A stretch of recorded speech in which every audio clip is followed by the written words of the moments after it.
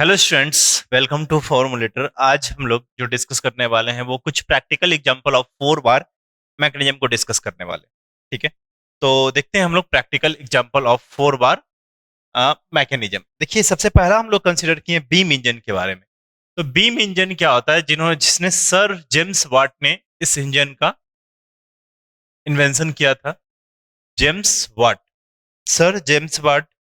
Beam engine का actually होता क्या है बीम इंजन, जिसे आप लोग गांव में देखे होंगे कि एक आप जो तालाब था उससे पानी निकालने के लिए हम लोग यूज करते थे कि एक मोटर इधर चलता रहा है, एक नीचे गया, उसमें से पानी लेकर बाहर निकाला, गया पानी लेकर बाहर निकाला, कुछ इस तरह से। तो उसी तरह का कुछ यहाँ पे मैकेनिज्म है। जैसे में यहाँ से हम इनपुट यदि देते हैं, यहाँ से यदि मोटर ये चला तो ये कंप्लीट रोटेशन में है।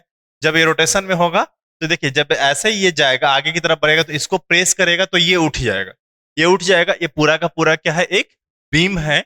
अब जैसे ही ये इसको ऐसे करेगा तो ये पूरा उठेगा, फिर फर्दर ऐसे यहाँ पे जाएगा तो ये क्या नीचे की तरफ जाएगा। तो ये ऊपर नीचे कुछ इस तरह से मूवमेंट, कुछ इस तरीके से मूवमेंट ये आपका यहाँ से ऐसे ऐसे ऐसे ऐसे होते रहेगा। ठीक है, तो ये बीम ऐसे होगा और ये कंप्लीट रोटेशन में होगा।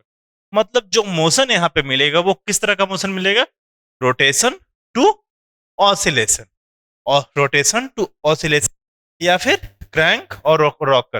मीन्स रोटेशन मीन्स कंप्लीट ये रोटेट किया, दैट इज क्रैंक। भी जस्ट पिछले वीडियो में हम लोगों ने डिस्कस किया था, जो पूरा का पूरा रोटेट करे दैट इज क्रैंक।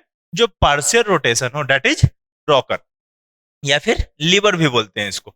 तो ये पूरा रोटेट कर रहा है मीन्स क्रैंक है, और ये ऑसिलेट कर रहा है ऐसे ऐसे, दैट मीन्स वो लीवर है या फिर वो रॉकर है। तो रोटेशन टू ऑसिलेशन या क्रैंक टू रॉकर या फिर क्रैंक टू रॉकर, ये चीज होगी। अब देखिए, इसका वाइस वर्सा भी करेक्ट होगा, क्योंकि यदि बीम से ऐसे ऐसे हम करें तो ये पूरा का पूरा रोटेशन होगा। जैसे हम लोग टेलर्स मशीन में देखते हैं ना, स्टिच मशीन या टेलर्स मशीन क्या करते हैं, पैर से उसको ऐसे ऐसे करते हैं, पैर से उसको ऊपर नीचे करते हैं तो वो पूरा का पूरा रोटेट करता है। याद है ना, सिलाई मशीन जिसके घर में होगा तो क्या करते हैं हम लोग, पैर से उसको ऐसे ऐसे करते हैं तो ये पूरा का पूरा रोटेशन होता है। मतलब ऑसिलेशन से रोटेशन की तरफ हमें उसे शिफ्ट करते हैं।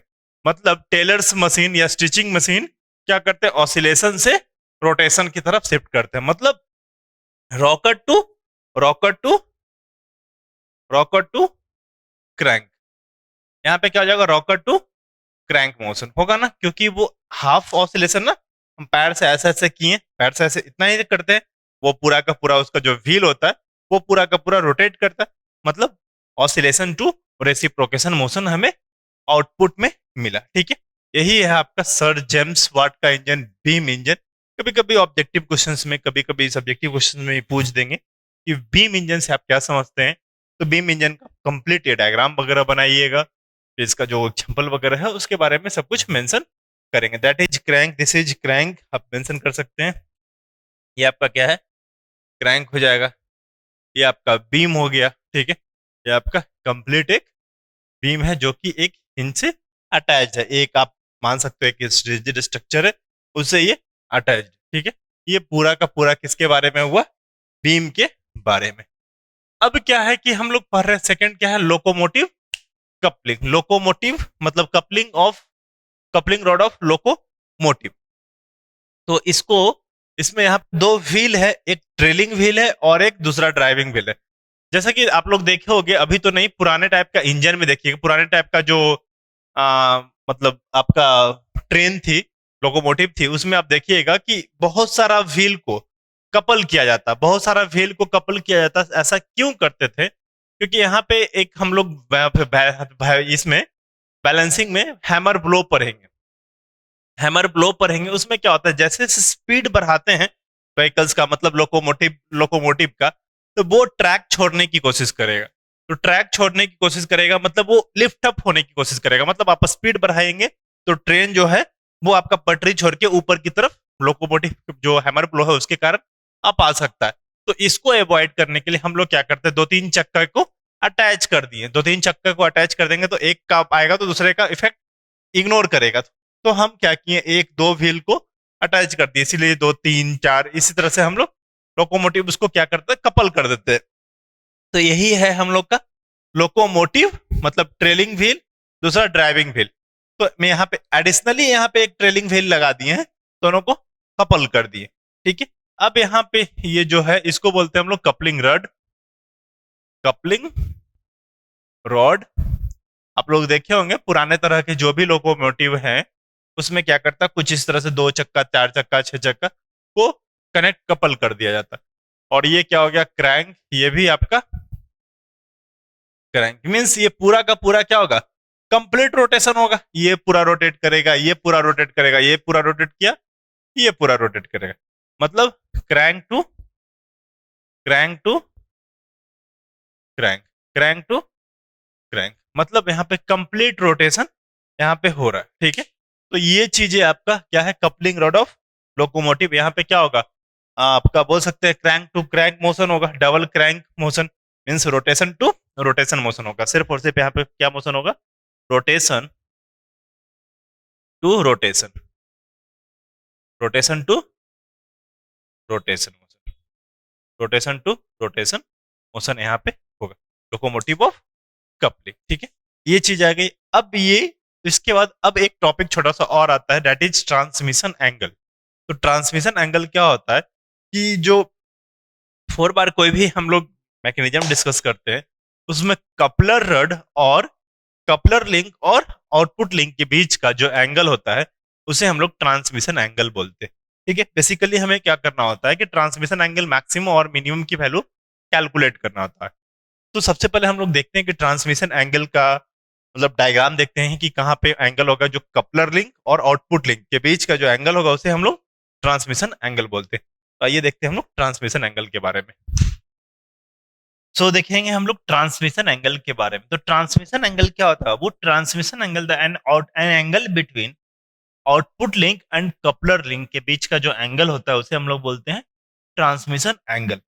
तो आउटपुट लिंक आप लोग जैसे में हम लोग 4 बार एक मैकेनिज्म मैंने कंसीडर किया है, 4 बार मैकेनिज्म मैंने कंसीडर किया। देखिएगा एक लिंक को मैंने फिक्स करा, एक लिंक को फिक्स किए हैं, तो डेफिनेटली इसके जस्ट अपोजिट वाला लिंक क्या कहलाएगा, वो कपलर कहलाएगा। इसके जस्ट अपोजिट वाला लिंक क्या कहलाएगा, कपलर। इसके जस्ट बगल वाला जो लिंक होगा इससे क्या करेंगे हम लोग, इनपुट देंगे, इससे इनपुट मिला। एंड सेकेंड लिंक क्या हो जाएगा आपका, आउटपुट। तो क्या बोल रहा है, angle between coupler link and output link in a 4 bar mechanism is known as transmission angle। तो अब ये जो एंगल होगा, ये जो एंगल होगा इस एंगल को हम लोग क्या बोलते हैं, mu. Angle between coupler link and output link in a 4 bar mechanism is known as transmission angle. और ये एंगल को हम लोग मान लेते हैं, जो इनपुट एंगल है इसको मान लेते हैं ए और बी के बीच का एंगल, इसको मान लेते हैं थीटा। तो ट्रायंगल वगैरह का रूल्स हम लोग जानते हैं। एक काम और करते हैं कि ए और सी को मीट करा देते हैं, ए और सी को हम लोग मीट करा देते हैं। एक्चुअली क्या जरूरत क्या पड़ेगी हमें ये ट्रांसमिशन एंगल है, ट्रांसमिशन एंगल की वैल्यू कब मैक्सिमम होगा, कब मिनिमम होगा, और कितना मैक्सिमम होगा और कितना मिनिमम होगा। तो सबसे पहले हम लोग देखते हैं कि ट्रांसमिशन एंगल जो म्यू है ये कब मैक्सिमम हो सकता है। तो जैसे जैसे थीटा चेंज करेगा वैसे वैसे म्यू की वैल्यू चेंज करेगा। ये फील कर पा रहे हो, जैसे में देखिए आपका ये तो फिक्स हो गया, यहाँ से इनपुट मिला, यहाँ से इनपुट मिला, कपलर को धक्का देगा, यहाँ से आउटपुट मिलेगा, यानी थीटा चेंज होगा तो डेफिनेटली म्यू चेंज होगा। यानी थीटा और म्यू दोनों मतलब एक दूसरे पे डिपेंड कर रहा है ना। तो अब ये बताइए कि यहाँ पर हम लोग एसी को लिख सकते हैं क्या, एसी को कुछ लिख सकते हैं। देखिएगा इन ट्रायंगल ए बी और सी, इन triangle A B C, triangle formula याद रखिएगा, कॉस वाला फॉर्मूला क्या हो जाएगा कि AC square equal to A B का स्क्वायर प्लस BC का square minus of 2AB into BC into cos of theta लिख सकते हैं।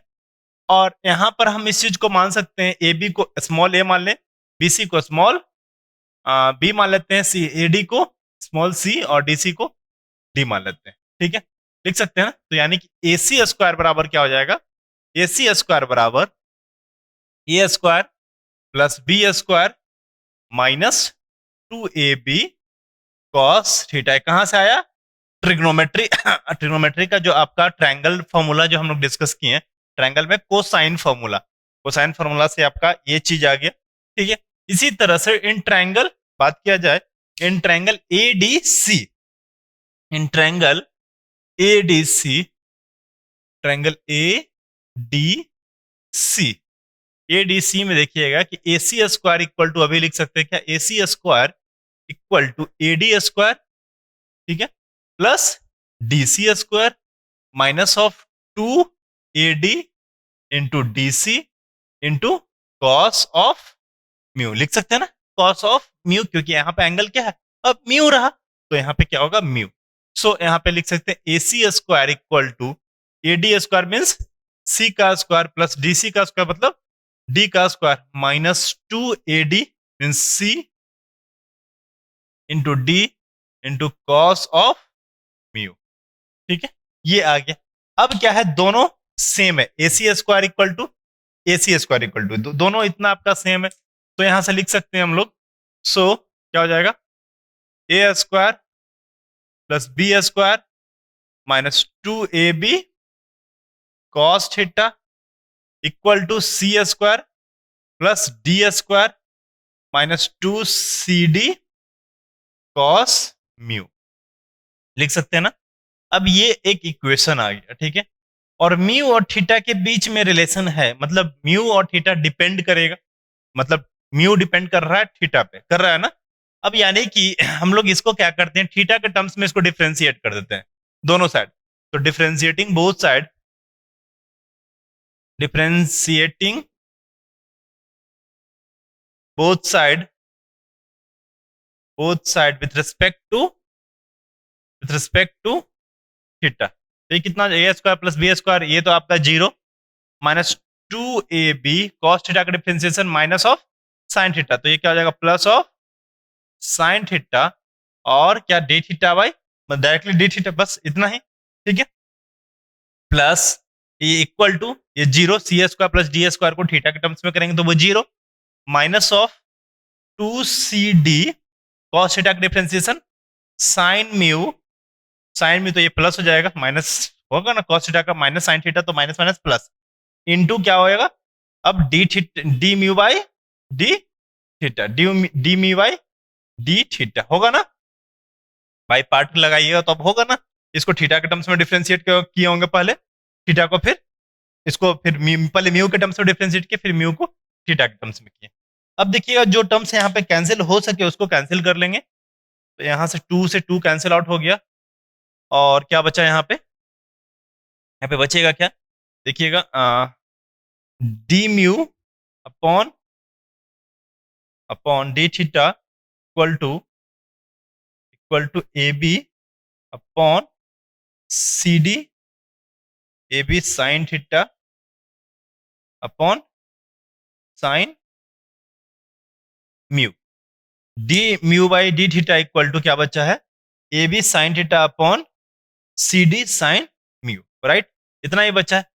अब देखिए हमें क्या करना है कि इसको मैक्सिमम मिनिमम करने के लिए हमको इसको जीरो करना होगा, ये जो फॉर्म है इसको मैक्सिमम मिनिमम करने के लिए हमें इसको जीरो करना होगा, तो इसको जीरो कैसे कर सकते हैं, या तो sine theta equal to zero put करेंगे, तो इसको जीरो करने के लिए हमको क्या करना होगा, sine theta equal to zero कब होगा, यानी कि थीटा इक्वल टू जब जीरो हो या फिर थीटा इक्वल टू 180 डिग्री हो, यही होगा ना, थीटा की वैल्यू या तो जीरो हो या तो फिर 180 डिग्री हो, तभी आपका मतलब ये वैल्यू जीरो होगा ना, 180 पे क्या होगा, साइन 180 कैलकुलेट माइंड में रखिए, क्या होगा, साइन यहां से उठे, जीरो से उठे, ये गया, यहां भी जीरो और यहां भी जीरो हो रहा है, दोनों पे आपका जीरो, यानी कि साइन थीटा की वैल्यू कहा, जीरो और 180 डिग्री पे जीरो होती, ठीक है।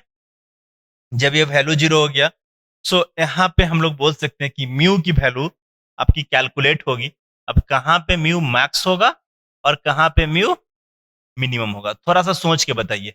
जैसे ही ये डायग्राम, अब देखिए थीटा की वैल्यू जब जीरो होगा, मतलब ये वैल्यू इस पे ए बी जो है ये बीसी पे चढ़ जाएगा, तो मतलब ये कॉम्पैक्ट होगा, मतलब म्यू मिनिमम मिलेगा, या मैथमेटिक्स है समझे ना, म्यू मिनिमम मिलेगा, थीटा मैक्स, हाँ थीटा इक्वल टू कब, थीटा इक्वल टू वन इसमें मान सकते हैं theta equal to 0 degree, theta equal to 0 degree पे आपका म्यू मिनिमम मिलेगा। जब इस पे चढ़ गया तो ये आपका क्या होगा, ऐसे हो जाएगा, थीटा इक्वल टू 0 डिग्री। और जब ये दूर चला गया तो मतलब ऐसे हो जाएगा, मतलब कुछ ऐसा हो जाएगा, तो मतलब थीटा की वैल्यू मैक्सिमम मिलेगी, मतलब म्यू की वैल्यू मैक्सिमम मिलेगी या थीटा इक्वल टू 180 डिग्री पे। म्यू की वैल्यू मैक्सिमम मिलेगी कब, जब थीटा की वैल्यू आपका 180 डिग्री है तब। ठीक है, ये पूरा का पूरा ट्रांसमिशन एंगल के बारे में होगा। अब देखिए डायरेक्ट हम लोग निकाल दें, कोई एक एग्जांपल ले लेते हैं, एग्जांपल एक डायरेक्ट या फिर फॉर्मूला निकाल देते हैं कि क्या होगा। जैसे में म्यू मिनिमम की बात किया जाए, for mu minimum, mu minimum की बात किया जाए तो क्या हो जाएगा, ये अभी फिलहाल बीसी कितना है, इतना बड़ा, बीसी अभी फिलहाल इतना बड़ा है। अब ए बी इसी पे आ जाएगा, जब ए बी इसी पे आ जाएगा तो क्या हो जाएगा, by the way A B को मान लेते हैं यहां से यहां तक, ये क्या हो जाएगा, ये ए। ठीक है, अब यानी कि ये जो होगा ए ऐसा कुछ और ऐसा कुछ, यानी कि ये हो जाएगा सी, ये हो जाएगा डी, ये ए डी हो गया, सॉरी डी सी हो गया, ये आपका ए डी हो गया और ये ए बी हो गया। तो ये जो एंगल क्या होगा, ये आपका म्यू मिनिमम, म्यू मिनिमम। इसकी वैल्यू कैसे कैलकुलेट करेंगे, अब वही फॉर्मूला लगा दीजिए, यहां से हम लोग इजिली वे में कैलकुलेट कर सकते हैं। ठीक है, लगा सकते हैं ना डायरेक्टली। देखो कंफ्यूजन हो तो डायरेक्टली आप ऐसे करें, एक्स वाई जेड मान लेते हैं, ए बी सी तीनों मान लेते हैं, ये ए, ये बी और ये सी। ठीक है, मान लिए तो कॉस म्यू इक्वल टू क्या होता है, कॉस म्यू इक्वल टू क्या हो जाएगा, अगल बगल का square, A square plus B square minus 2 into minus सामने वाला का स्क्वायर, अगल बगल का माइनस सामने वाला का स्क्वायर अपॉन अपॉन 2 इंटू अगल इंटू बगल। आप ऐसा याद रख सकते हैं इसको कि कोई भी एंगल, कोई भी ट्रायंगल में, जैसे यहां पर भी लिखे थे, तो अगल का स्क्वायर प्लस बगल का स्क्वायर माइनस ऑफ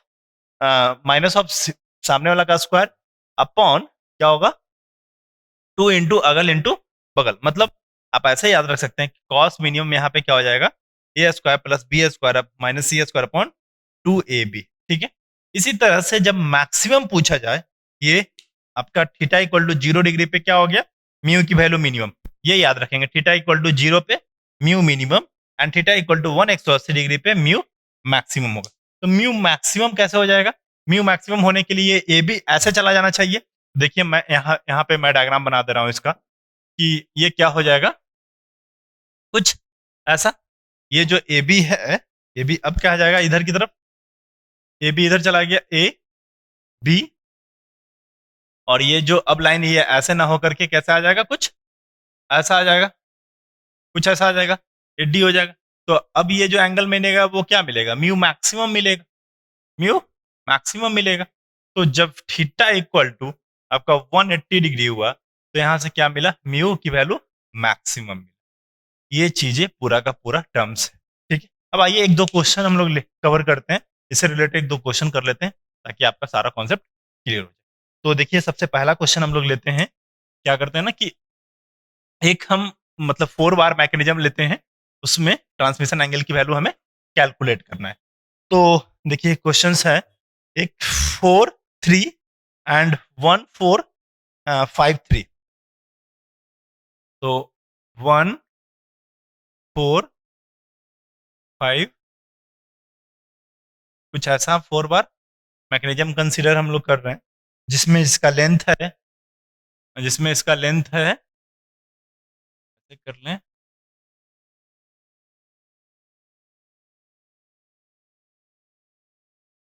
ये आपका 3, ये 3 है, ये 5 है, ये आपका ये आपका 1 होगा। एक काम करते हैं, इसको आपका ये आपका 1 है, ये 1 है, ये आपका 3, ये आपका 1 है, ये 3 है और ये 4 है, कुछ ऐसा है। ठीक है, सॉरी ये आपका 4 है और ये 3 है, ये आपका 4 है, ये आपका 4 है और ये आपका 3 है। थोड़ा डायग्राम सही से बनाएंगे। ये 5 है, ये 1 है, ये 4 है, ये 3 है। डायग्राम उसी रेशियो में बनाने की कोशिश कीजिए। तो देखते हैं हम लोग, एक काम करते हैं ना, पहले तो इसको डायग्राम प्रॉपरली बना ले। डायग्राम बनाते हैं तो देखिएगा, 5 नीचे है, 5 यूनिट जिसको फिक्स किया गया, 5 यूनिट है। ये आपका बोल रहा है कि ये 1 यूनिट है, ये आपका 1 यूनिट है। इसके बाद बता रहा है कि एक 4 है और एक 3 है। जो 3 है तो 4 लिंक, बाय द वे मान लेते हैं कुछ ऐसा, 4 लिंक कुछ ऐसा होगा, 4 और ये 3 कुछ ऐसा होगा, ठीक है। 1 लेकिन ज़्यादा दिख रहा है, तो हम इसको क्या करते हैं ना, 1 को थोड़ा छोटा बना दें और थोड़ा बेटर रहेगा और विजुअलाइजेशन सही होगी, ठीक है। तो इसको ऐसा करें, ऐसे 4 3, ठीक है। अब ये ठीक है, अब ये क्लियर है। टोटल 1 4 3 5, कुछ ऐसा 4 बार लिंकेज है। तो इसमें हमें मैक्सिमम ट्रांसमिशन एंगल की वैल्यू कैलकुलेट करना है और मिनिमम ट्रांसमिशन एंगल की वैल्यू कैलकुलेट करना है। काइंडली एक बार कोऑपरेट कीजिए, इसको सॉल्व कीजिए। मैक्सिमम म्यू की वैल्यू कितना होगा और म्यू मिनिमम की वैल्यू कितना होगा, सॉल्व कीजिए फास्ट।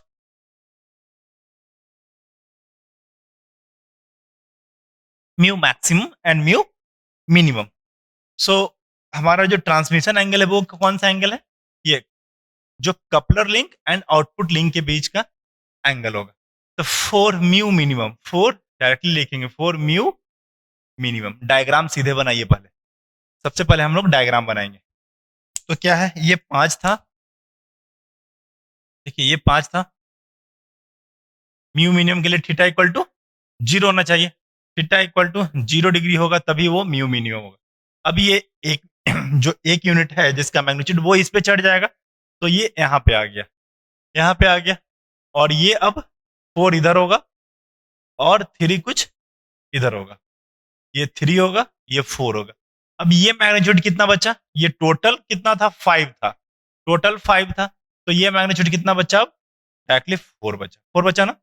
ये मैग्नीट्यूड कितना हुआ, 4।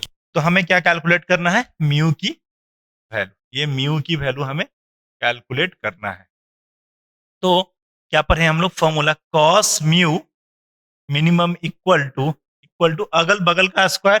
अगल बगल का स्क्वायर मीन्स 4 का स्क्वायर प्लस 3 का स्क्वायर माइनस सामने वाला का स्क्वायर माइनस 5 का स्क्वायर अपॉन 2 इंटू अगल इंटू बगल, ठीक है।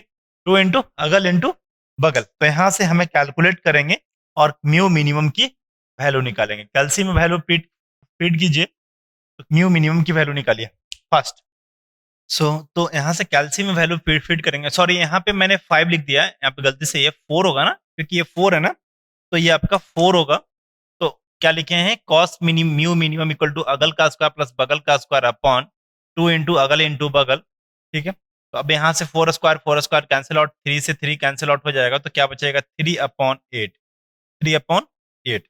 तो म्यू मिनिमम इक्वल टू क्या हो जाएगा, cos inverse 3/8, 3/8 mu minimum cos inverse 3/8, तो 67.97 67.97 डिग्री, ये म्यू मिनिमम की वैल्यू कैलकुलेट होगी। अब क्या करना है, हमें म्यू मैक्सिमम की वैल्यू निकालना होगा। म्यू मैक्सिमम के लिए क्या करना होगा, म्यू मैक्सिमम, अब ये घूमते घूमते ये 1 यूनिट जो ये घूम रहा होगा, घूमते घूमते क्या जाएगा, एक फारेस्ट पॉइंट पे जाएगा, मतलब दूर पे जाएगा। मतलब थीटा इक्वल टू 180 डिग्री होना चाहिए। थीटा इक्वल टू 180 डिग्री होगा तभी हम लोग म्यू मैक्सिमम की वैल्यू कैलकुलेट कर सकते हैं। तो देखिए अब ये जो 5 था, ये 5 था, क्या हो जाएगा अब 6 हो जाएगा। टोटल स्पेस कितना हो जाएगा, ये टोटल 6 हो जाएगा। और ये अभी आपका 4, ये आपका 4, ये 3, ये 3, ये आपका 4, ठीक है। ये टोटल कितना हो गया, टोटल 6, टोटल 6, ये 6 है, ये 4 है और 3 है। तो ये जो वैल्यू होगी, ये वैल्यू जो होगी, ये इसे हम लोग म्यू मैक्सिमम बोलते हैं, इसे बोलते हैं म्यू मैक्सिमम, ठीक है, म्यू मैक्सिमम। तो cos mu maximum equal to क्या होगा, कॉस म्यू मैक्सिमम की वैल्यू कितना होगा, अगल का स्क्वायर प्लस बगल का स्क्वायर, अगल बगल का स्क्वायर माइनस सामने वाला का स्क्वायर अपॉन 2 इंटू अगल इंटू बगल। तो सॉल्व करेंगे तो कितना हो जाएगा, चौचो को 16 plus 9, 16 plus 9 minus 36 upon 2 into 4 into 3, कितना हो गया 16 9 25, 25 में से 36 गया तो कितना माइनस ऑफ 11 अपॉन 24। ठीक है, यही होगा ना, 12 दूनी का 12, 12 दूनी का 24। कॉस इनवर्स में डालिए तो कितना आएगा, -11 अपॉन 24, 24 तो करते हैं कॉस इनवर्स में करेंगे कितना आएगा 117.27 डिग्री। इसको कॉस इनवर्स में किए तो म्यू मैक्सिमम की वैल्यू कितना आया 117.279 डिग्री। ठीक है, ये आपको क्या कैलकुलेट किया, म्यू मैक्सिमम की वैल्यू।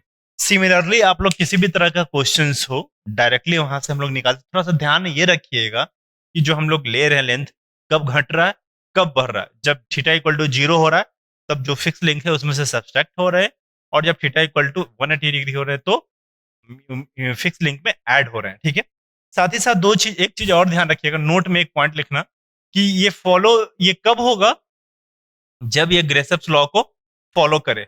जब ये ग्रेसेप्स लॉ को फॉलो करेगा मतलब S plus L is less than equal to P plus Q होना ही चाहिए। S plus L is less than P plus Q. अब खुद सोचिए ना, यहाँ पे ट्रायंगल होने के लिए जो दो का एडिशन वो तीसरे से बड़ा होना चाहिए। ट्रायंगल होने के लिए क्या कंडीशन होना चाहिए कि दो साइड का एडिशन तीसरे साइड से बड़ा हो, तभी वो ट्रायंगल हो पाता है। तो 4 3 7 होता है 5 से बड़ा है, 4 3 7 होता है 6 से बड़ा है, इस वजह से ट्रायंगल है, अदरवाइज ट्रायंगल नहीं होता। सिमिलरली यहाँ पे हम लोग याद रखेंगे कि जो ये फॉर्मूला हम लोग लगाएंगे म्यू मैक्सिमम म्यू मिनिमम कैसे कैलकुलेट होगा, ये कब कहाँ पे लगाएंगे, इसी तरह। ऐसा नहीं कि यहाँ पे वैलिड नहीं होता, डेफिनेटली ये भी वैलिड नहीं होगा, फिर आगे भी वैलिड नहीं होगा। ठीक है, तो इस चीज का थोड़ा सा ध्यान रखेंगे। अब हम लोग मूव करेंगे, नेक्स्ट टॉपिक हमारा होने वाला है जो सिंगल आपका ये 4 बार मैकेनिज्म का इन्वर्जन के बारे में। इसमें बेसिकली हम लोग स्टार्ट करेंगे single slider crank mechanism, single slider crank mechanism, या उसको बोलते हैं ड्रैग लिंक मैकेनिज्म भी बोलते हैं। तो इन्वर्जन ऑफ 4 बार मैकेनिज्म हम लोग मिलते हैं नेक्स्ट वीडियो में। तब तक के लिए बाय एंड टेक केयर। कोई क्वेश्चंस हैं, कोई डाउट है, आप डायरेक्टली मैसेज कीजिए, ऐप के चैट में मैसेज कीजिए, जहाँ पे वीडियो देख रहे हैं वहाँ पे मैसेज कीजिए, ये ऑफिस का नंबर है, इस पे आप कनेक्ट कर सकते हैं। किसी भी तरह का कोई भी कंफ्यूजन है डायरेक्टली बताइए, डेफिनेटली सॉल्यूशन मिलेगा। ठीक है, तो मिलते हैं हम लोग नेक्स्ट क्लास में। ओके।